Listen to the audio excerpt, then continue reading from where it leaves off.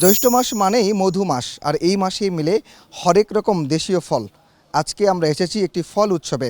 নওগাঁর সামাজিক সাংস্কৃতিক সংগঠন ২১শে পরিষদের আয়োজনে এই ফল উৎসব অনুষ্ঠিত হচ্ছে। দেখতে পাচ্ছেন এখানে হরেক রকম দেশীয় ফল আসলে সাজানো হয়েছে, আর কিছুক্ষণ বাদেই আসলে এই ফল উৎসবের যে মূল আনুষ্ঠানিকতা এটি আসলে শুরু হবে। এখানে আপনারা নিশ্চয়ই দেখতে পাচ্ছেন নওগাঁর স্থানীয়ভাবে উৎপাদিত সুমিষ্ট জাতের আম, জাম, কাঁঠাল, লটকন, কামরাঙা, জামরুল, বাঙ্গি, কলা, নারিকেল, পেয়ারা, তাল, তরমুজ, লিচুসহ হরেক রকম আসলে ফল এখানে সাজানো হয়েছে।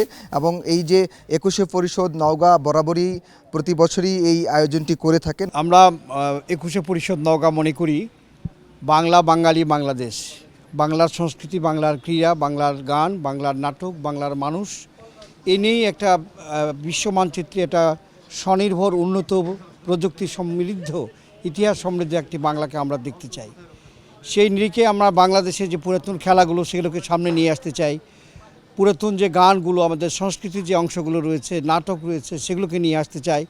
আমরা যাত্রাপালা সহকারে আরও যে সকল বাংলার আবহমান কাল থেকে চলে এসছে, এই সুকুমার বৃত্তি প্রকাশের যে ধারণাগুলো, যে মাধ্যমগুলো, এগুলোকে সামনে নিয়ে আসতে চাই। যে প্রত্যেকটা ফল নির্দিষ্ট সময় আল্লাহ তাআলা সৃষ্টিকর্তা দিয়েছেন এবং নির্দিষ্ট অভাব পূরণ করার জন্য।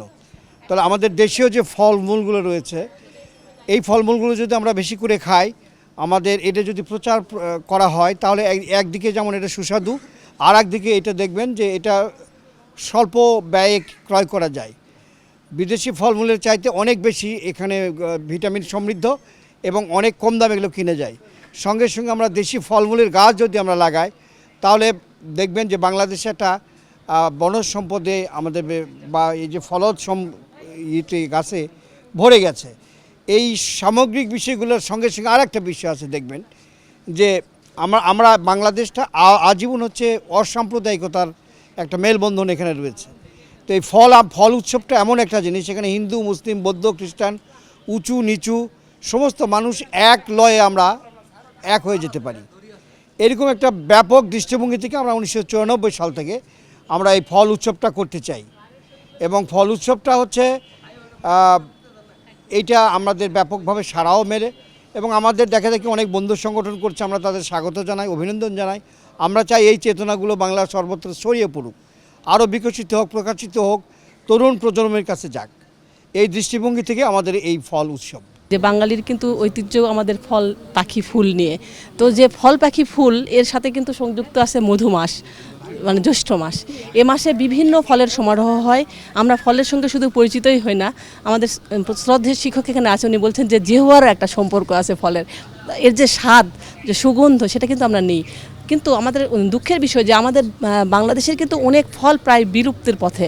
আমাদের শহরে যারা সন্তান, সেই সন্তানরা কিন্তু অনেক ফলের নামই জানে না।